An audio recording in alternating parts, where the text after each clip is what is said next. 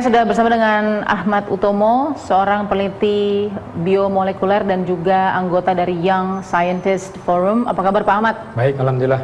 Alhamdulillah, baik. Kita masih physical distancing ya? Oh, harus, wajib.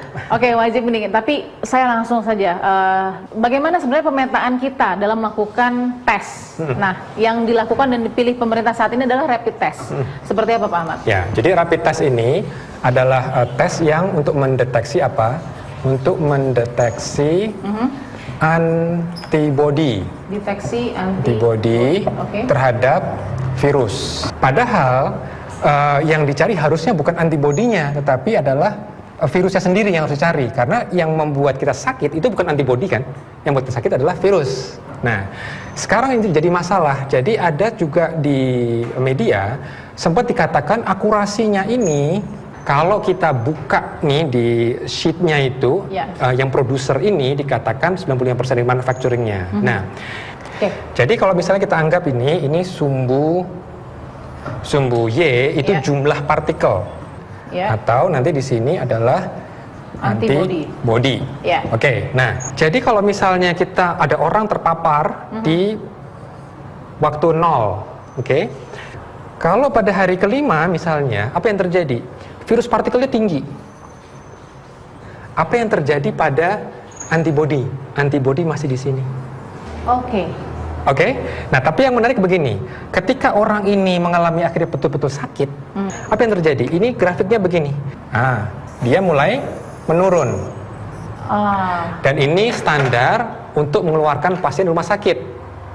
2 hari berturut-turut harus turun, betul ya?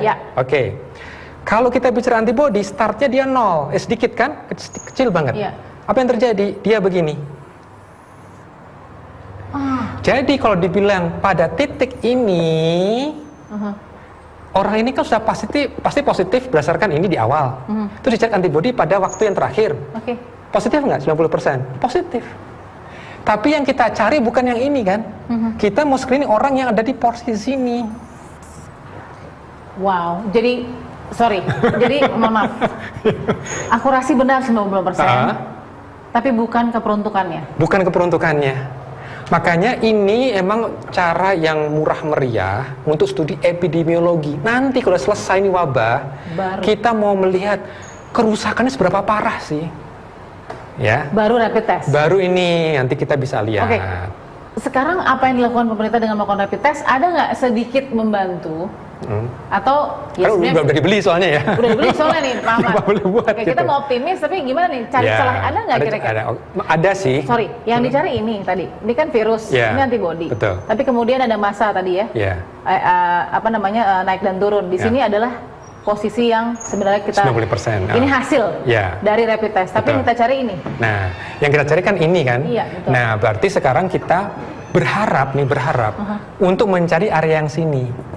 Wow. Mohon maaf nih Pak Ahmad. Di sini bagaimana keakurasiannya? Nah, kalau di sini keakurasiannya ini menarik. Kit yang dipakai pemerintah saat ini sampai sekarang belum ada data untuk mencari di sini maupun di sini. Mereka pasti punya ini, tapi nggak punya di sini sama di sini. Karena kalau misalnya yang ada di sekitar di luar ini ya, itu false negatif itu bisa mencapai 70%. Kira-kira bisa diselamatkan nggak nih 500.000 rapid test yang sudah di-order? Test kit yang sudah distribusi. Mungkin pertama yang bisa kita pertimbangkan, tapi sekali lagi harusnya nanti memang begini penelitian juga. Jadi Indonesia ini menarik. Indonesia ini melakukan penelitian yang skalanya besar karena menggunakan ini yang belum pernah dipakai di dunia. Dunia pakainya ini, kita pakainya ini. Tapi untuk menyelesaikan dan memutus mata rantai COVID-19 harus ini? Tetap ini, tidak boleh tinggalkan. Kita kalau geser ke tes yang seharusnya seperti apa? Nah, kalau tes yang seharusnya ini namanya apa sih panjangannya? Ini namanya polymerase chain reaction. XN, Jadi menggandakan materi genetik. Jadi kita ada virus yang jumlahnya sangat kecil yang harus kita perbanyak. Nah, masalahnya kenapa kok kita cepat berpikir ke sini intinya memang benar, kita harus yang rapid. Tapi bukan rapid pakai teknologi deteksi antibody, tetapi bagaimana kita bisa mempercepat proses ini PCR-nya itu sendiri. Jadi harusnya, mohon maaf, berarti harusnya rapid test on PCR test. Yes. Ini yang kita lihat di beberapa bagian dunia yang mengambil swab cairan pernapasan mulai dari rongga mulut, rongga hidung. Yes. Itu yang dilakukan di Korea. Korsel ya? Di Korea Selatan supaya efektif, efisien dan berhasil. Mereka itu seingat saya terakhir itu at least minimal 250.000 tes. Wow. Dan terlihat angka kematiannya kecil persentasenya dan mulai melandai sekarang. Simple, Mbak.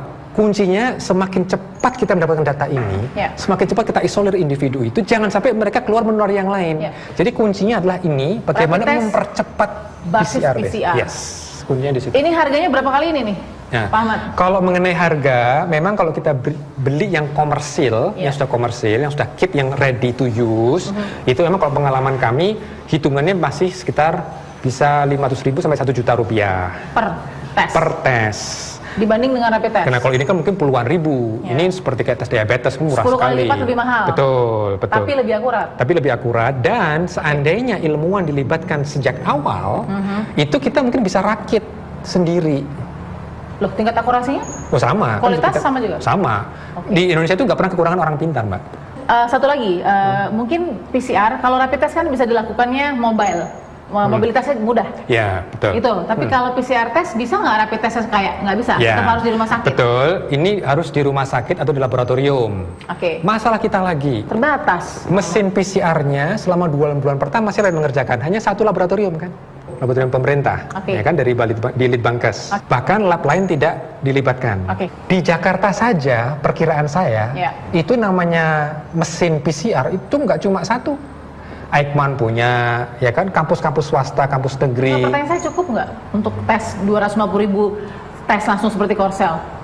Harusnya bisa. Perkiraan saya kalau kita mobilisasi semua aset kita di Jakarta saja, itu seminggu kita bisa 10.000 tes. Gitu. Baik, dengan kondisi seperti itu, katakan sekarang masih rapid test, kita berdoa ada PCR test.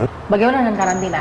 Mungkin Pak Ahmad bisa jelaskan. Ya, karantina itu kalau kalau kita lihat dari Undang-Undang Nomor 6 ya, 2018. Undang-Undang Nomor 6 tahun 2018. Ya. Itu tidak ada kata lockdown sebetulnya. Tuh, yang ada adalah karantina. Nah, ini macam-macam. Bisa karantina di rumah, ya kan? Rumah sakit, RS ya kan? Dan wilayah.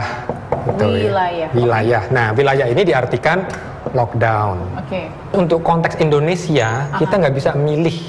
Sekarang ini justru kita dalam posisi harus dua-duanya. Kita nih ada halaman penuh anak-anak sekolah berlari-lari. Tapi kita tahu ada yang positif.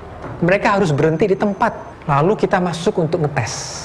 Itu kuncinya adalah supaya kita bisa masuk melakukan ini. Karena kalau tidak, kita ikut berlari-lari bersama mereka. Dan itu nggak akan efektif.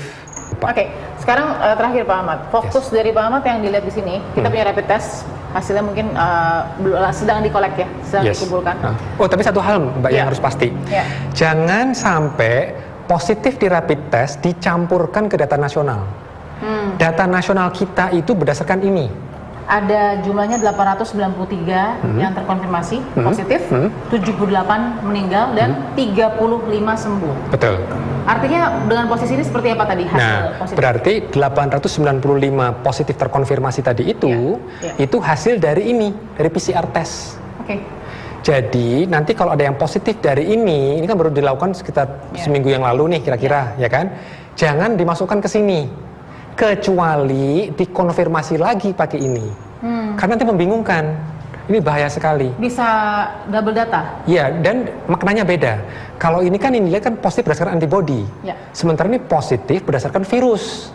Baik, terbayang betapa kompleksnya untuk mendapatkan angka terdekat dengan akurasi.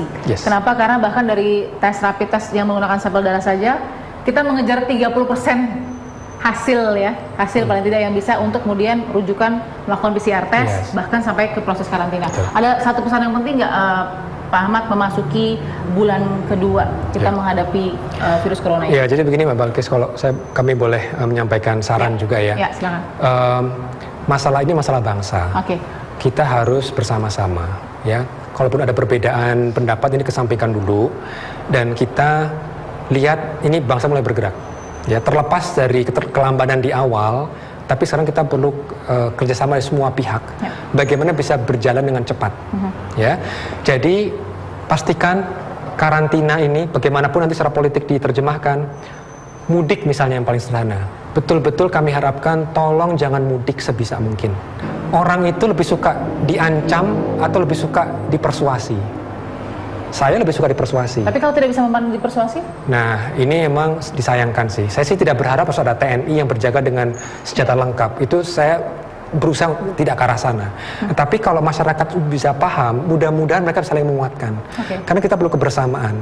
Jangan sampai ada tetangga kita karena lockdown, mereka melalui malam dengan perut lapar. Ini sebagai komunitas kita juga saling menjaga. Ya, memang ini tanggung jawab pemerintah karena menurut undang-undang tanggung jawab pemerintah. Tapi kalau misalnya pemerintah sudah melakukan ini, kita tidak bisa mengatakan pemerintah harus sediakan. Kalau kita punya beras, kita punya nasi, ayo kita berbagi. Ya, ini penting sekali untuk kita semua, gitu. Dan biarkan nanti tim dari ilmuwan, tim dari aparat, dari birokrat, betul-betul memikirkan juga supaya bagaimana juga bisa berjalan dengan cepat. Peneliti biomolekuler Pak Ahmad Utomo ya, terima kasih Pak Ahmad sudah berbagi ilmunya. Dan mudah-mudahan ini bisa didengar. Mudah-mudahan juga banyak saintis yang diajak berbincang juga dengan tim penanganan percepatan wabah COVID-19. Kita mau juga ini